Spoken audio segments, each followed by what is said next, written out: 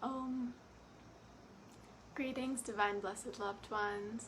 I'm Paisley Parvati Devi. Today I am here with our weekly yoga philosophy share. So take a moment to settle in wherever you are. Just taking a few deep grounding breaths. Settling in, becoming present with me and with yourself.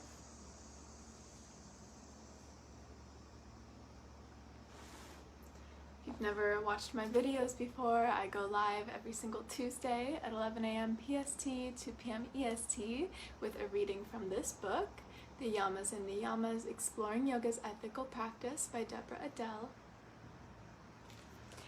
And each week we read about half a chapter, and I add some commentary and invite you to discuss with me in the comments, and I also share a few little self-reflection exercises from the book. So right now we are in chapter 3. If you're interested in seeing previous readings from this book, they're all going to be available on my Facebook business page, Live It to Yogini, and they're also available on YouTube. If you're interested in watching further readings and going through the book with me, make sure that you like my Facebook page, Live It to Yogini, and or subscribe to me on YouTube and hit the bell for notifications so that you can join us. So what are the Yamas and Niyamas? If you're totally unfamiliar with yoga philosophy, the Yamas and Niyamas are an amazing jumping off point. I think of them as nice little bite-sized pieces because all of yoga philosophy is extremely vast and deep and can be really overwhelming when you first step into it. But I think of the Yamas and Niyamas a little bit almost like, could be likened to the Christian Ten Commandments. Basically, they are principles or guidelines for how to live your life in the most ethical way. And for me, I really enjoy yoga because it's anti-dogmatic. It really encourages each of us as practitioners to explore this philosophy for ourselves and find what is resonant for us, find what is our personal truth, and we are free to interpret each of the concepts that we're given and really put our own spin on them and own them. So I do love this book because it's written by a Westerner. I believe she's from Minneapolis, and it really breaks it down in a way that's easy for the Western mind to understand, because with Eastern philosophy in general, it's a more circular idea, versus in the West we have this idea of philosophy being linear, or even as ethics being linear, or living a right life or a righteous life as being a process of A, B, C, D, these are the specific things that you need to do. But the really cool thing with this philosophy is that every time we come back to it, we can understand a little bit deeper, a little bit more. So they actually say that if you can fully embody the first Yama, which is ahimsa or nonviolence, then you've mastered all of yoga and you're essentially enlightened. But of course, the very first of the Yamas is only the beginning, so there's never any pressure to understand everything right away or even start to be able to understand it. Just try to your best to listen with an open mind and trust that whatever needs to come through for you from this philosophy will come through. And even though I've been studying this philosophy for several years now, I too am very much a student, and in my lineage we have a saying, teach to learn. So I'm offering this from the heart in an effort to help share this information with you. Hi Tanya, thanks for tuning in. But also to understand it deeper for myself, because going back to this concept of circular learning or circular philosophy, we keep coming back around to the concepts again and again, and each time we come back to it, we understand a little bit deeper. So even if you, like I said, aren't sure about this or feeling really overwhelmed or even confused, just rest assured that you will be able to take away from it what you need right now, whatever is your personal medicine in this moment. Hi Bailey. And whatever you don't understand at the moment, or whatever maybe doesn't resonate, just allow it to be a seed planted in your consciousness, and allow that seed to sprout and unfold as the conditions become ripe for it. So we are on the third chapter, which is the third of the Yamas, and it is Asteya, otherwise known as non-stealing. So again, Paisley, what the heck are these Yamas and Niyamas? The Yamas and Niyamas, like I said, they're a really good jumping off point into yoga philosophy. They are the first two of the 8 limbs of yoga. So Ashtanga yoga translates from Sanskrit into the eightfold path, or the 8 limbs of yoga. And this includes the poses. So when you go to a yoga class and do asana, that is one of the 8 limbs of yoga. It also includes the breathing practices, otherwise known as pranayama, and then the ethical tenets or guidelines, which are the Yamas and Niyamas. And then, if you're wondering, the last 4 are basically different stages or levels of meditation. So while we're talking about this, I just want to share with you, if you're interested in diving deeper into yoga philosophy, if these Yamas and Niyamas videos resonate with you, I'd love to have you in our Patreon community, where I actually go a little bit deeper into these topics, and I do a full extended lecture about the 8 limbs of yoga. So if you're curious about that, check out the Patreon. It's patreon.com/liveitayogini. After I post this video, I'll add it into the description box so you can go and check it out. It's just $3.33 a month to join, so we would love to have you over in our community. So she opens the book explaining again more about exactly what the Yamas and Niyamas are. So just as a brief overview, the Yamas literally translates into restraints, and they include nonviolence, truthfulness, non-stealing, non-excess, and non-possessiveness. So again, today we're on the third of the Yamas, which is Asteya, or non-stealing. So these could be described as actions to be cultivated, actions to be restrained in order to attain inner peace.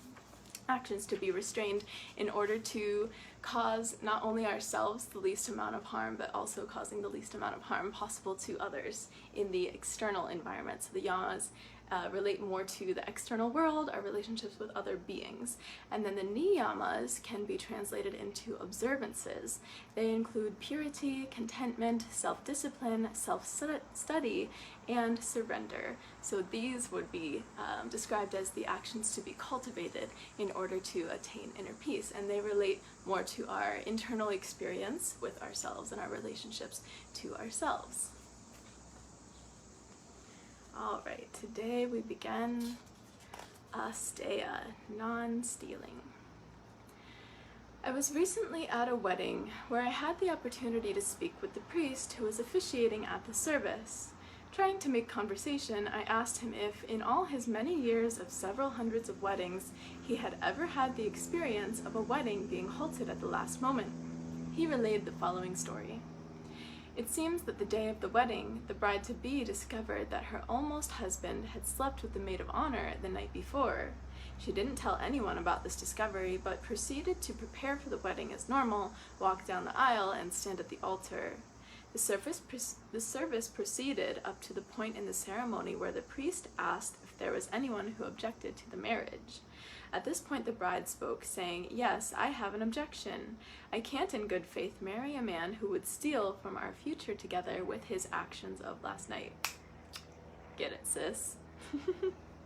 She then proceeded to walk down the aisle and out of the church, leaving a stunned groom at the altar and a silent crowd in the church pews. Like the bride in the story above, the third jewel, Asteya, or non-stealing, calls us to live with integrity and reciprocity.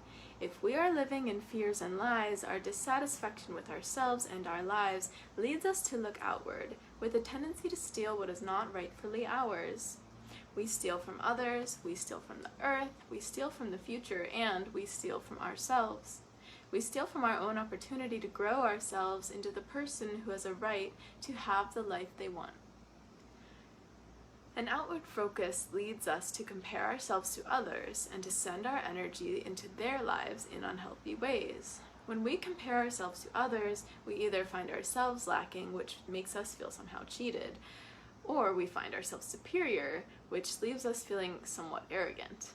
Our attention on others from a place of discontent within ourselves can lead us to live vicariously through others, or to try to control, manipulate, or manage them in order to boost our own sagging ego. Whoa, this is so real right now, you guys.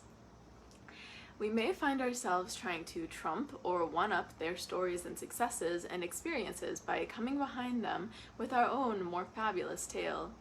It is all an attempt to make ourselves feel better about ourselves. So just sitting with that for a moment, I know that for me, self-comparison is probably like my worst habit, and it's also been the one that has plagued me my whole entire life, and of course I still try to work on it now, but it's so true what she says. I'll just share that again. So when we compare ourselves to others, we either find ourselves lacking, which somehow makes us feel somehow cheated, or we find ourselves superior, which leaves us feeling somewhat arrogant. So having that self-comparison and projecting what we lack or maybe what we are proud of about ourselves onto another person in order to boost our egos or put them down, which is still like boosting our own egos because the ego can feed off of positive or negative attention. It doesn't mind either way. Perhaps someone is sharing their excitement about an upcoming trip, to which we immediately pipe in with a much more exotic trip that we have planned, or maybe we say that we have already been where they are going. Either way, the conversation becomes about us and our trip, and we have stolen their excitement about their own trip.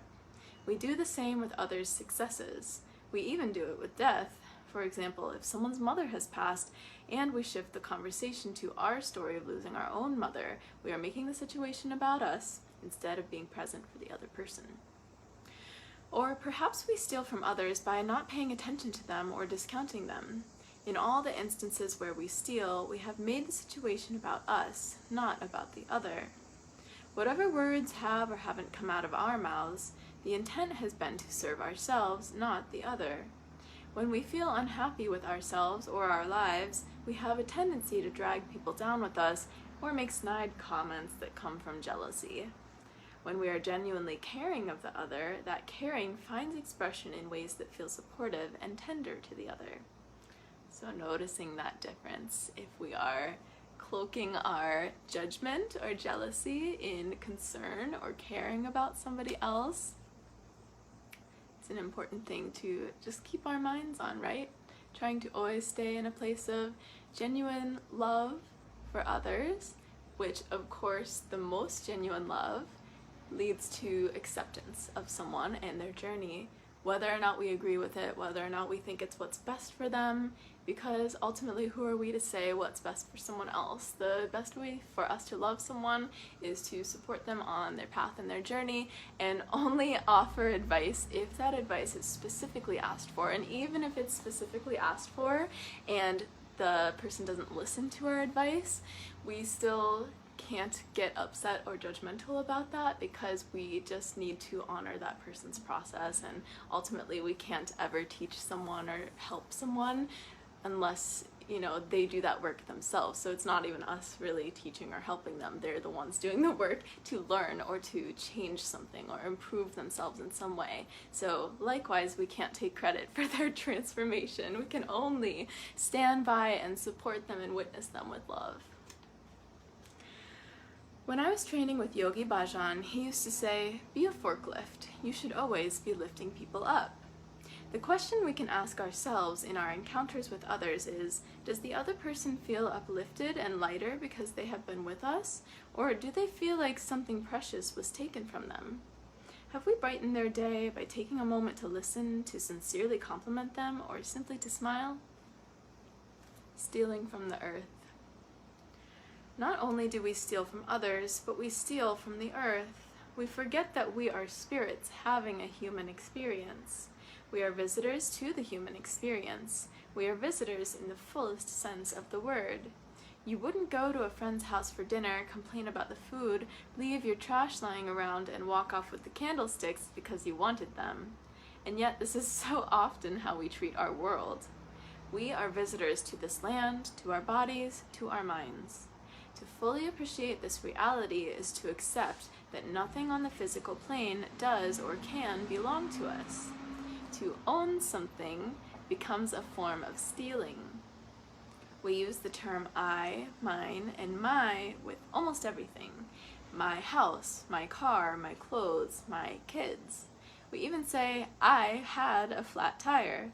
The ownership of things is steeped deep in our language and culture and makes it hard for us to appreciate the extent to which nothing really is ours. This guideline asks us to view everything in our possession as something precious that is on loan to us. And for the time that it is on loan to us, we are asked to care for it. On this globe, there is an increasing gap between those who have and those who do not have. It would be ludicrous for us to think that things could be, or even should be, evenly divided on this earth, but there is something wrong when children starve and elders wander homeless.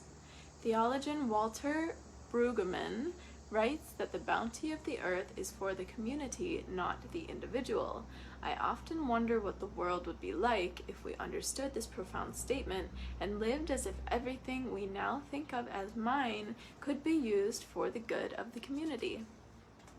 Non-stealing implies more than not taking what isn't ours. It is an inherent understanding that from the moment we are born, we are in debt to this gift called life. The ancient Vedic scriptures speak of taking nothing without giving something back. Imagine what would happen if each time we took something, we gave something back.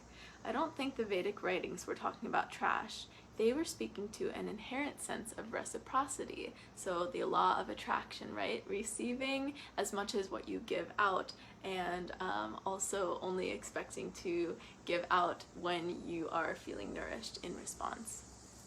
Or really only being able to give from a place of nourishment, because as we discussed in some of our earlier videos, I think that was a topic in both Ahimsa and Satya, the first two chapters of this book. If we're not taking the time to nourish ourselves, give back to ourselves, and take care of ourselves, then we can't really be in a place to show up for others. We're overextended, we're exhausted, and we essentially don't have the energy to fully give to others and fully be present in those situations. So even if we were to try, and many of us force ourselves, even if we don't really have the energy, then it just doesn't come across as fully authentic or fully present, you know, and people can feel that.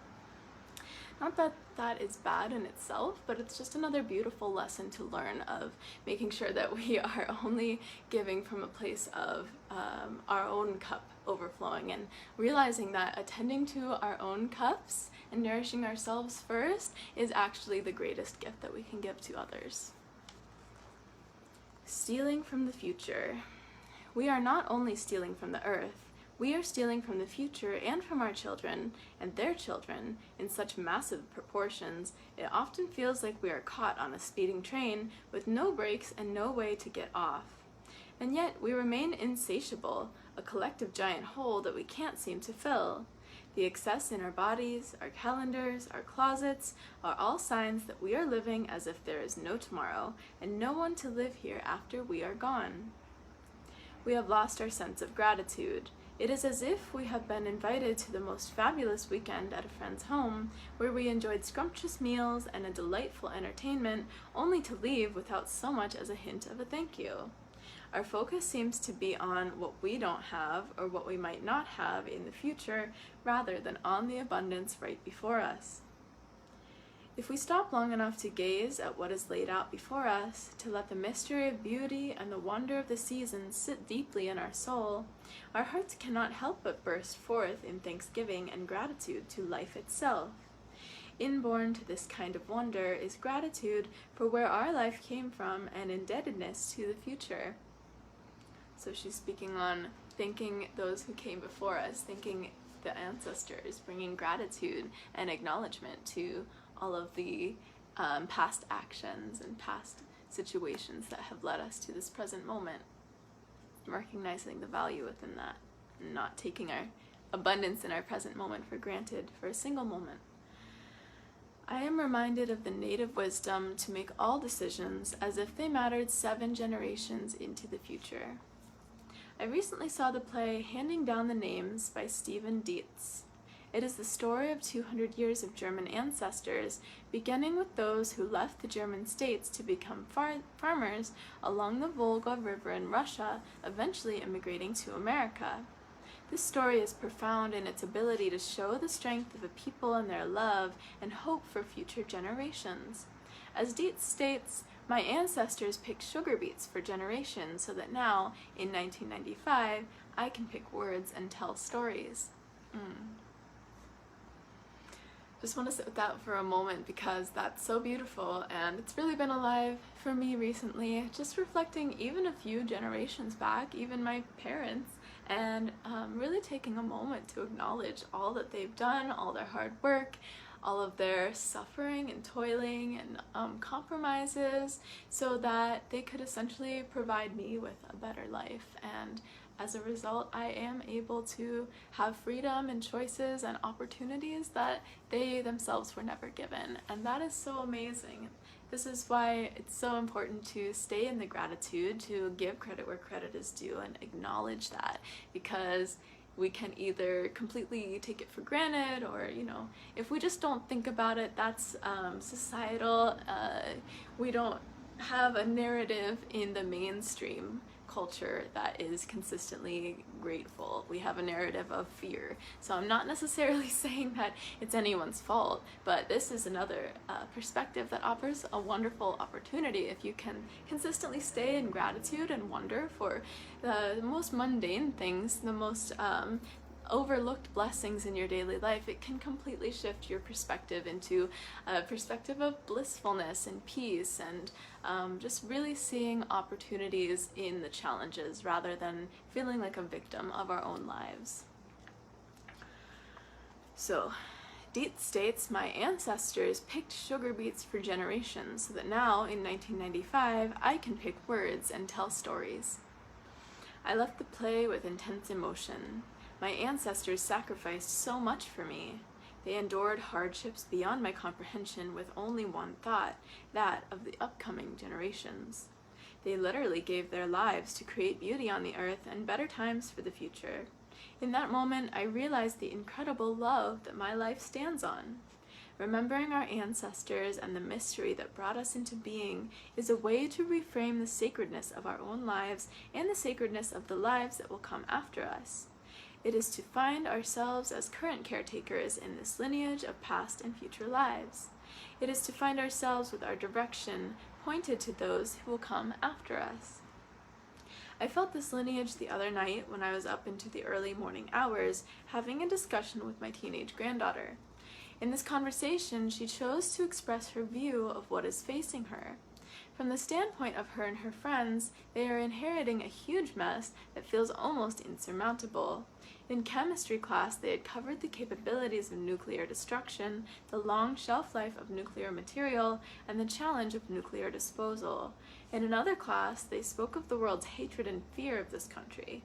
In another class yet, they spoke of the challenges and choices they will have to make about genetic research. As she continued, I could only shake my head and say, I'm so sorry, it shouldn't be this way for you. My heart felt heavy. So that's, again, tying into what she shared about stealing from the earth, and it really does hit home for me, because we do have this attitude of raping and pillaging the earth, and just taking the earth's resources without really giving back to it, not just taking them, but exploiting the earth herself, exploiting each other as humans, and turning these beautiful, precious resources into nuclear waste, in a sense, or another form of waste or toxicity that, again, is harmful to all of the humans and the non-human creatures and the earth herself.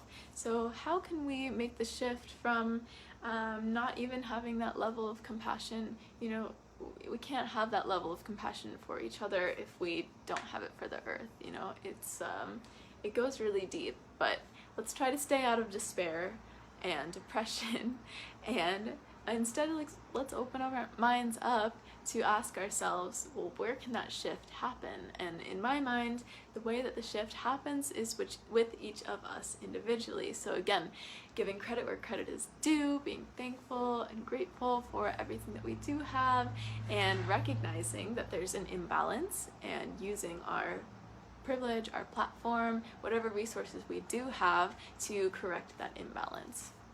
That's definitely part of my personal mission. I'll read one more section and then we'll move into the little reflection assignments for the week. Stealing from ourselves. Not only do we steal from others, the earth, and the future, we steal from our own lives. In all the ways that we impose an outside image of ourselves onto ourselves, we are stealing from the unfolding of our own uniqueness. All demands and expectations that we place on ourselves steal from our own enthusiasm. All self-sabotage, lack of belief in ourselves, low self-esteem, judgments, criticisms, and demands for perfection are forms of self-abuse in which we destroy the very essence of our vitality. Whew.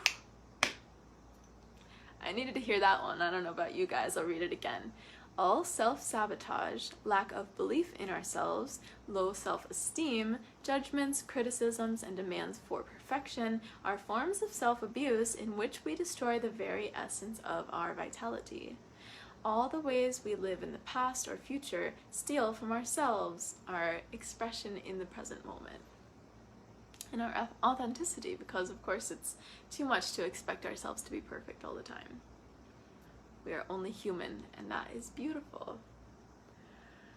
All the ways we live in the past or future steal from ourselves, and all the ways we put up fences, whether real or imagined, around our physical belongings or around our mental idealisms, we put up barriers that steal from the full expansion of our own lives. We are captured in a culture where our very identity is tied up with our accomplishments. We wear all we have to do like a badge on our shirt for all to see. In this rush to get to the next thing, we have no time left for ourselves to digest and assimilate our lives, and this may be our biggest theft of all. So going back to the concept I brought up earlier of intentionally, or not necessarily intentionally, but just taking on too much and overextending ourselves for the sake of being a people pleaser, or a sense of duty, just feeling like we have to take care of other people or show up for other people before we even show up for ourselves. In this rush to get to the next thing, we have no time. I'll start at the previous sentence. We wear all we have to do like a badge on our shirt for all to see. So equating our busyness and all of the things that we accomplish in a day, our daily productivity, to our self-worth, which of course is not actually correlated. That's just the cultural narrative we have, right? So, in this rush to get to the next thing, we have left no time for ourselves to digest and assimilate our lives, and this may be our biggest theft of all. We need time to catch up with ourselves. We need time to chew and ponder and allow the experiences of life to integrate within us. We need time to rest and to reflect and to contemplate.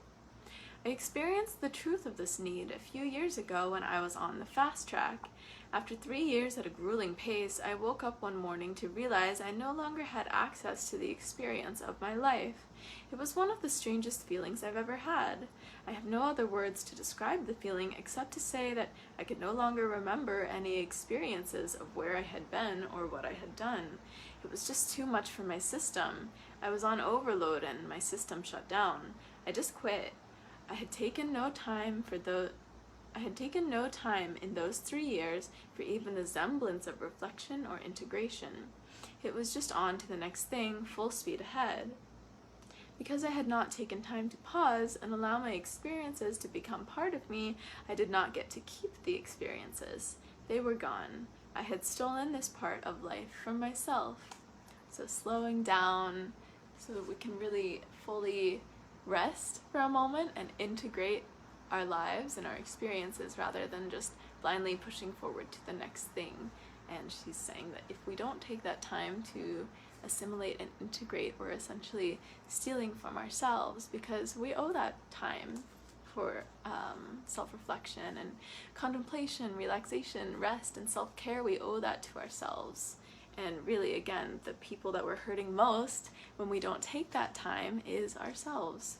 But of course, it also ripples out to hurt others around us in an indirect way.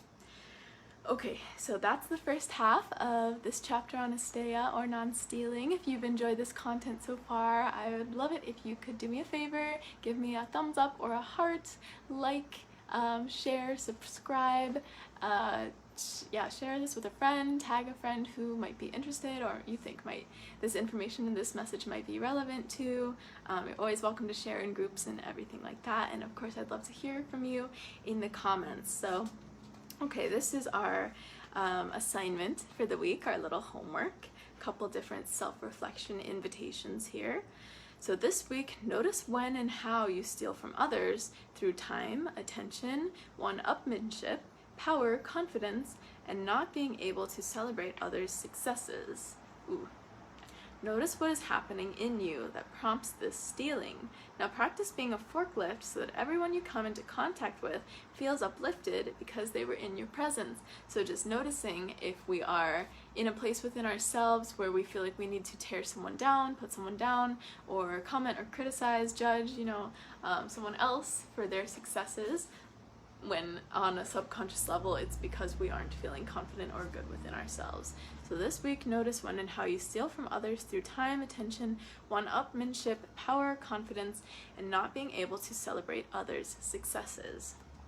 And a good example of that happened for me just a few days ago. We were attending this talk, and my roommate and I, and it was just so clear that the person giving the lecture was it was supposed to be a spiritual or philosophical lecture, and it was too heavily colored with that person's personal beliefs, and the person in their speech was making judgments and making like their own biased comments on different topics, and it just kind of seemed to be like skipping all around the place. Like we weren't really sure what the actual topic of the discussion was supposed to be, and it just went on and on for so long, even though it was pretty clear. Like we paid attention for like half an hour. We still really tried to pay attention, but we both at the end were like, that was kind of torture to keep from like staying awake during that.